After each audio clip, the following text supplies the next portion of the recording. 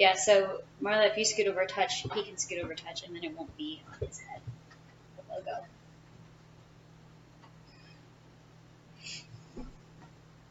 Yeah, it's really complicated. There we go. Okay. So when you're ready, just hit go live.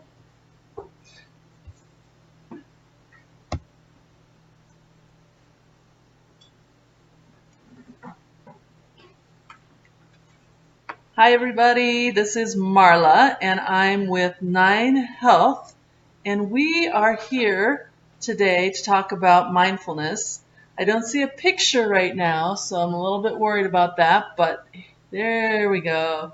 Hey, we're coming to you today from our makeshift studio here at 9 Health in the warehouse in the Golden Triangle. You can see us here. I'm here today with Charles Whitmore. And Charles, I'm going to let you introduce yourself in a minute, but we really want to welcome everybody in. We're talking about mindfulness because today is the first of the month and everybody's making New Year's resolutions, I hear, including myself, although I haven't made mine yet. I don't know if you have.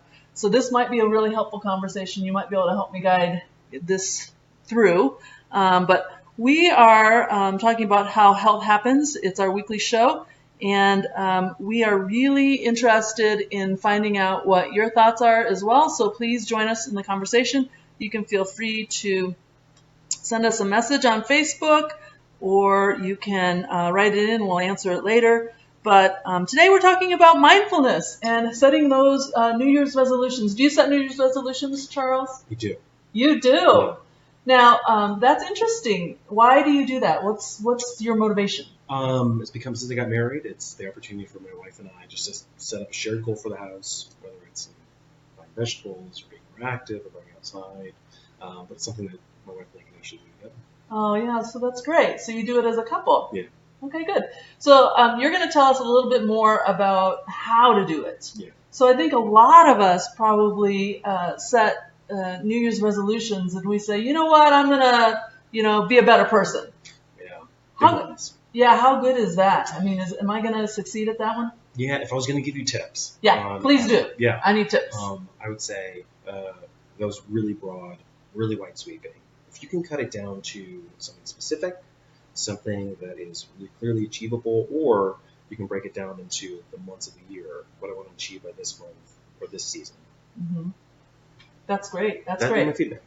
So, and, if I wanted to be a better person, I could break that down into maybe I want to eat better, or I could break that down even further into I want to eat more vegetables, or so the more you can get it specific, right, is better, do you think? Yeah, you can be really clear with yourself and just say, this is not just what my goal is, but the little goals are going to get me there. Yeah, really great.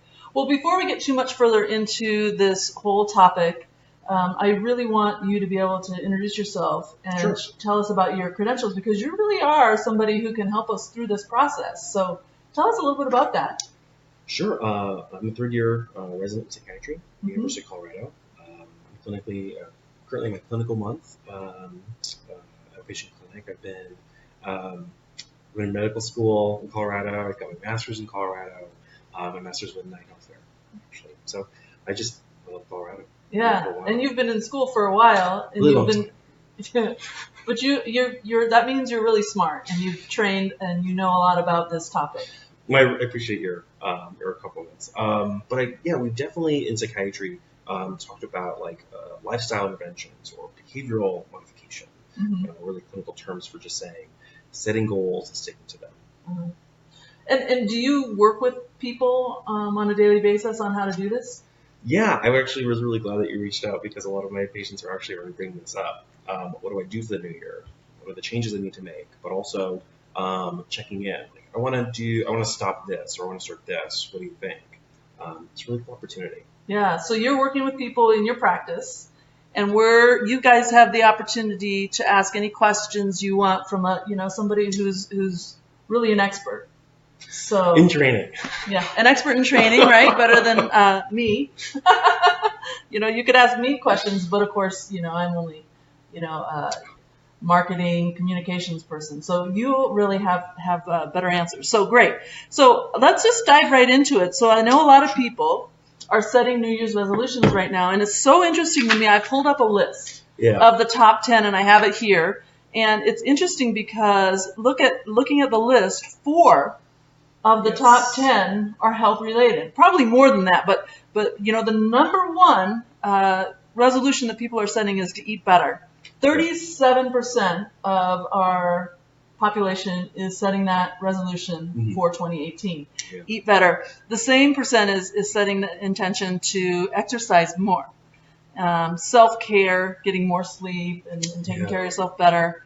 And then cutting down on cigarettes or alcohol is a little bit further down the list, but it's on the list. So, health is really at the top of a lot of people's lists. Is that what you're finding too? And not just this year.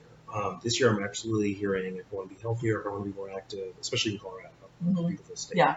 But I'm hearing that year in and year out.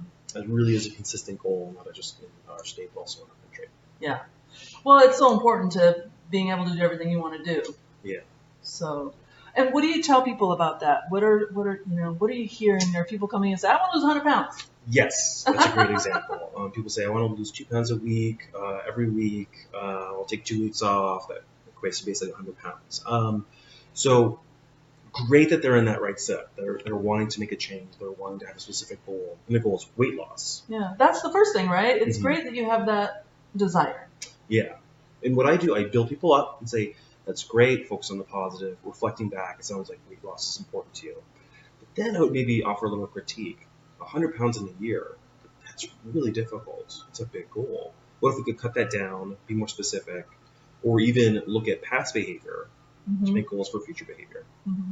So break it down to be a little bit more, what would you call it, attainable? Yeah, attainable, because the biggest risk is feeling like you're behind on your goal or your goal is unattainable, maybe a month down the line, and then the guilt, the shame comes in, and then there goes the motivation. So that guilt and shame actually stops us in our tracks. Yeah. That's what happens? It can be really paralyzing. Yeah. So in order to kind of mitigate that, you're suggesting that we set up, really smaller, more attainable milestones. Milestones is the perfect way of saying it. Yeah. You don't want to say, a year from now, I'm going to check in with myself and I'll see how this one goal is. You want to be more accountable to yourself, but also to your goal. You want to feel like you're making small steps. Yeah. And to me, that seems like then I'd feel like, oh, look what I did. Yeah. I'm doing great. Yeah. So then I might go, okay, well, what else can I do? Keep going. Yeah. You're building yourself up. Like you said. Now, is there any danger in if I set a really small goal, then you go on in February, I did that. I lost 1 pound, so I'm done. I would counter that is actually not dangerous. You are going to be able to show yourself after 1 month of staying at your goal that you've attained something. Yeah. So it's really reasonable to say February is a great landmark and say, I have one goal for February, and that's one small goal and part of a year-long resolution. Okay. It's a great idea. So you don't think that I'll quit after I just lost 1 pound? In my experience, when people get a taste of victory, they don't want to stop. Yeah. They aren't demotivated by the small sort of successes, but they're demotivated by the little perceived failures or setbacks. Good. Okay, great. So that's more powerful than a big goal. It's getting the little goals as you go. In my opinion, yeah. That's great. That's great. So if you guys are out there and you're setting your New Year's resolutions right now, you got the first good tip, right? And it's actually better to set a smaller goal that you can attain than to actually try and bite off something huge that maybe you don't attain so quickly. Yeah. Okay, great. What else would you say to people right now as they're setting their resolutions? It's great to set a resolution in pairs or groups. Yeah. We talked about this. That's what I do with my wife as well, is having a buddy in your resolution or someone who shares a similar or same goal. Yeah. They're going to be really accountable to yourself, but you're going to be accountable to them. You're going to be in it together, not alone. And then it really wards off that guilt or isolation or lack of motivation as the winter months keep rolling along. So what do you guys talk about? Do you check in, you and your wife, every day, every week, or how does it work? So we're pretty busy, but we typically check in on the weekends. Okay. It's definitely our time to kind of connect. I was even on call as well last weekend. We were able to sit down and just check in. How's everything going? That brings up something too. My wife and I, maybe we'll have a goal or resolution, but we'll be free to change that goal. Oh, Yeah. really? We'll be able to modify it and say, this seems like it's working really well. This seems like it's not really working really well. So our motivation to, get outside maybe isn't realistic. When it's freezing. below 0, yeah. Yeah. Yeah. We want to be safe. So maybe it's being active inside or going to a mall and walking or going to like a museum. We've got a toddler, it's hyper. We like to take them out and just follow them. So don't be so locked in. I think Right. sometimes maybe I'm guilty of that. Like I'm going to do this goal and it's got to look this way because I said this is going to happen. And what you're saying is, maybe it's a little flexible. Yeah, if you can be more flexible, if you can see those shades of gray between either I succeed with this one clear goal or I fail, see the little parts of it. Like I can modify it, I can eat healthier, or that means I can be more active, or kind of opens your options. That's good. Now, I guess my devil's advocate question is, do you run the risk then of going, oh, well, I sort of did that. And so then you sort of did nothing. Well, I would say a little bit is better than nothing. Something is better than nothing. That's that first step of getting motivated, getting moving. So I say if you I'm hearing a theme, yeah. Yeah, it's something's better than nothing. One achievement is better than no achievement. And making your goals realistic, reasonable, means you're more likely to achieve them. So when you talk about this, I hear a lot of, being mindful about your goals. How does that really help us? Sure. So mindfulness breaks down, the way I see it is you can be aware of what your goals are they achievable, are there things that you've tried in the past, being really aware of what works for you, what doesn't. And then there's the awareness when it comes into action. What am I most likely to do? How am I most likely to stay active or stay on topic? That's my experience. And so do you have any particular tricks or tips on how to really use mindfulness to help you with your resolution setting? Yeah, I think you can be mindful in the way that you generate your goal. Be really specific, look at your past patterns of behavior, and say, if I've tried the same resolution before, what was the pitfall, and how can I overcome that pitfall going forward? And then, when you're in the midst of these resolutions, you're making action, you're feeling maybe a little bit behind, being mindful of how you're feeling, checking in. You can even do like a meditation. You can do something just to reduce that anxiety. That's something a lot of people feel. It's really helpful. That's actually one of the goals that I'm thinking about setting. I haven't made my resolutions yet, but is to actually meditate more or do some mindfulness practice more. Yeah, I've got some great meditations I can send you. All they right. are fantastic. See? They are led. You just listen. Guided? Yep, guided. That's what I need. Someone's got to help me. Yeah. Wonderful. I do that with my patients. And how valuable is that? Do you think that's a good resolution for me? Yeah. It takes a moment to just check with yourself, and you get to kind of like reset your feeling, reset the anxiety, or all the worries that you have. Feel centered. And when you talk to people that are doing these mindfulness practices, what are some of the things they report that are benefits? Man, the anxiety that they feel like goes really down. Yeah. In the moment, feeling like maybe they have 100 ideas going through their head, they'll slow down, kind of focus on the moment. And you can feel like you have this toolkit. You can go out if you're feeling anxious, take a moment, and practice your own meditation. So, yeah. Okay, well, I think I'm going to put that on my list. Deal. Holy Amelia. Awesome. So if you guys have resolutions that you're thinking about out there and wondering, does this sound like something that would be workable for me? You could ask the question, right? You could help us with that. So I know that a lot of people out there may have a resolution about smoking because not only is it on the list, but we hear about it a lot. And so it really has a big effect on your health. So what if, let's say, for example, someone has a resolution to stop smoking? How can mindfulness actually help them with that? I mean, I know there's other things you can do, but... Mindfulness specifically can help you with checking in with yourself, your cravings, checking with and reminding yourself of those goals, and realizing, do I need help and what kind of help do I need? Right. We know that when someone tries to stop smoking, they will try multiple times before they're successful. But sometimes you require medications, help with the doctor. Sometimes it requires making a replacement. Everyone has their own style. But being able to check in with yourself, being mindful of how you're feeling, why you're feeling a certain way, that can really help when someone's trying to quit something as addictive as nicotine.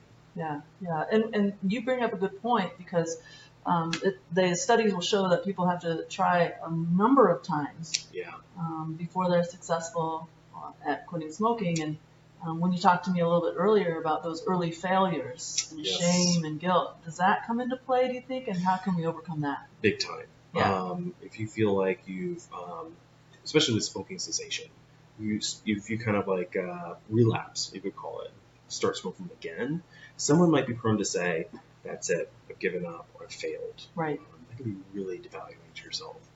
Instead, being more mindful and saying, what's the big picture? What led me to cheat? It's fine. Getting back on that horse. Important. So, and mindfulness can help you do that, getting kind of back on track, or? In my experience, I've seen it happen. Yeah? Yeah. Are there any, I'm looking for tips for myself, of course. Sure.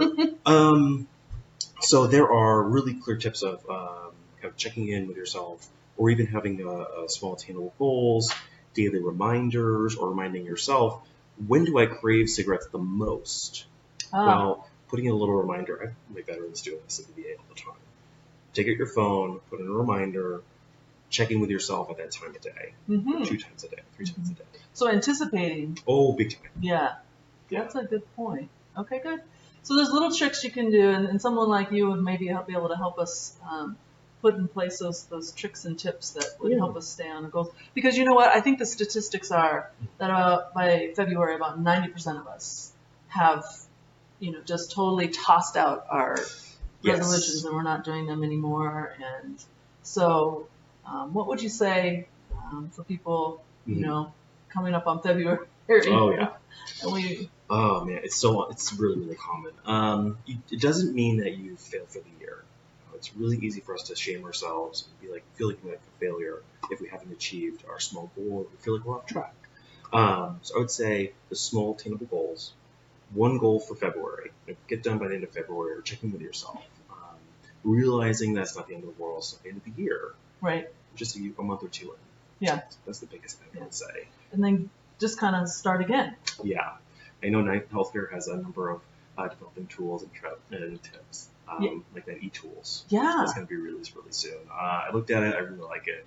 I really like the activity goals. Yeah. And I really like daily reminders. Right. So every day is resetting. It's not every year. Right. Or you get a new chance every day. Every single day. Yeah, so what he's talking about, Charlie's talking about, is the 9Health e-tools, digital tools that we have on our website right now that you can take advantage of, help you be mindful about your goals, whether they're it helps you eat better, get more activity, sleep, be mindful about your sleep. I think hydration is one of the key tenets, and so that tool really can help people, and you get to log every day about how you are feeling about it, and be mindful, how do I feel about what I just ate? Right. So what I love is it's not about counting calories. No. Nor should or it be. measuring things, and because is that really doable for the rest of your life? Yeah. I don't think that'd be a really great life going forward, right? You want something that's more natural, that's actually rewarding, and that's daily. Focus on the day. So. Yeah. Okay, so I thought this would be interesting. Is there's 9 creative New Year's resolutions, and I wanted to see what you thought about them. Okay, so from a professional perspective, I want to hear your thoughts. So these are really creative. So number 1 is watch 10 movies that were written or directed by women. Now, of course, I like that one, but yeah. Well, I really like. Not only do I like the resolution, but I like how you're doing one activity. Your goal is to watch something. How many? It's 10 movies across 12 months. Yeah. What are they about, written and directed? That is so specific and achievable. That just makes sense. That's kind of like more what we're talking about. Okay. I really like that. So that's a good example of being very specific about your resolution. And you can even take it a step further. I want to watch one movie in January to really kick it off. I'm going to check in by end of January and see how I'm doing on that goal. So I really like how specific that Yeah, is. great. Okay, so I like that it was just different than what most people are doing maybe, and it's specific. So the next one is choose one person you disagree with and take them to lunch. I really like that. It sounds controversial. I think I listen to NPR, of course. But one of the things that they're doing is having people going out to dinner who disagree, but then facilitating a conversation. Maybe if it's someone you disagree with, you can go out with them to lunch. Maybe you could have someone moderate the conversation if you think if you're worried it might get heated. But it's a great way of getting outside your comfort zone. Yeah, and I think getting outside your comfort zone is sometimes uncomfortable. Definitely uncomfortable to get outside your comfort zone. I would definitely agree. But why is that good for us? It's great because that's kind of what we're doing with these resolutions. You know, we're trying to achieve something different, achieve something outside our typical daily life, our typical routine. So it's good training. Okay, so schedule weekly time to be bored. This one is one that I think I really should put on my list.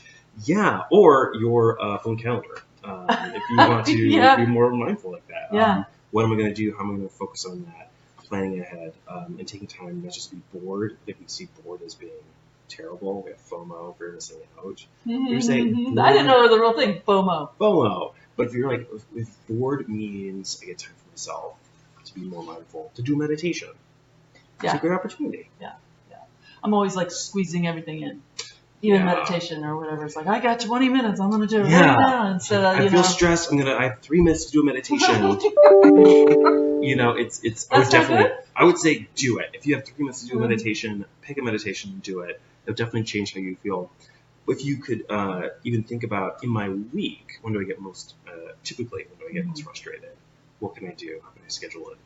There you go again with that anticipation, anticipating when you're going to come up against your obstacle. Yeah. And kind of trying to put something in place. That's great. So this one is become pen pals with someone in prison. I'm not sure I'm going to do that one. I don't know. What do you think? I think I really like the list because it's about making new creative resolutions. It doesn't have to be a pen pal in prison. I know, like at my church, we did this angel tree.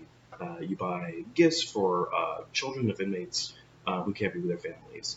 There's just different iterations of being pen pals. Okay.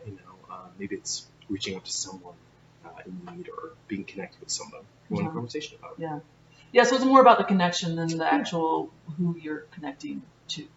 Okay, great. Well, I wanted to share a trick here that Wanda has helped us with, and she sent it in. So, Wanda, thank you. Sharing a trick that helped me quit smoking. Replace the urge to smoke by placing a mint leaf inside your mouth when you want to smoke. I also use little pieces of clove, which is a spice. Wow, that's great. That's really cool, especially with like cigarettes having menthol. So replacing that texture, that taste. That's a really great trick. Because how much of smoking is really just having something to do with your mouth and replacing that, like putting something in. I know each person would report different findings, but what I'm hearing a lot from people I'm taking care of is they really like that action, that routine, that sensation, or even at that moment. Even to be around other people.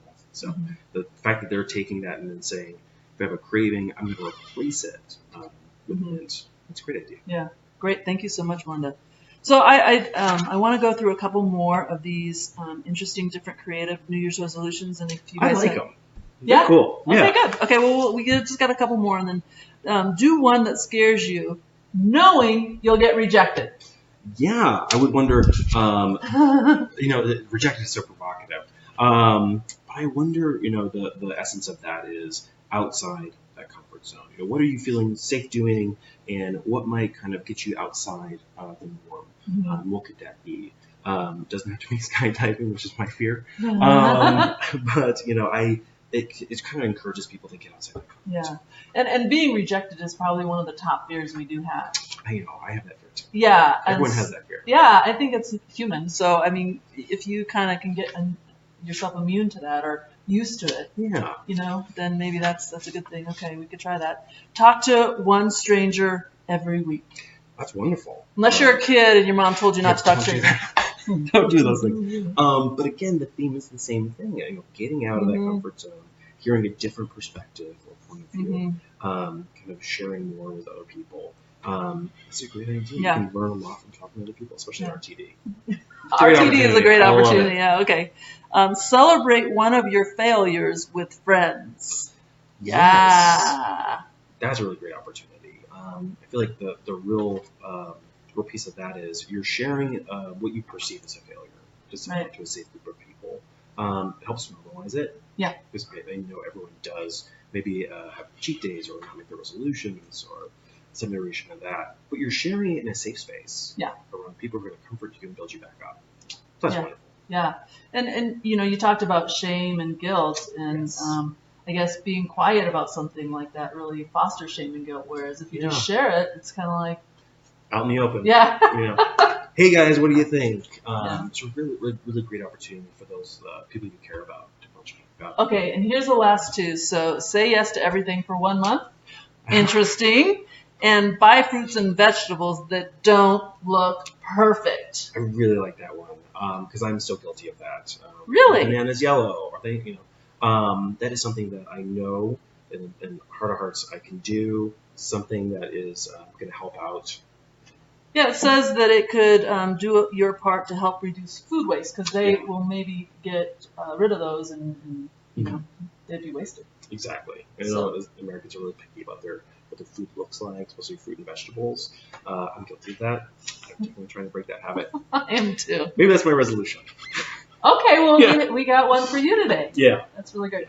Well, thank you guys, and thank you, Charlie, for joining us because your expert advice really is helpful. And if anyone has questions as you go through your list of setting resolutions, you can reach out to us and we'll try and answer those. And in the meantime, we'd love to hear what your resolutions are, too, if you're interested in sharing. So type them in and we'll see if they make our list, too, because I'm still making my list. So, yeah.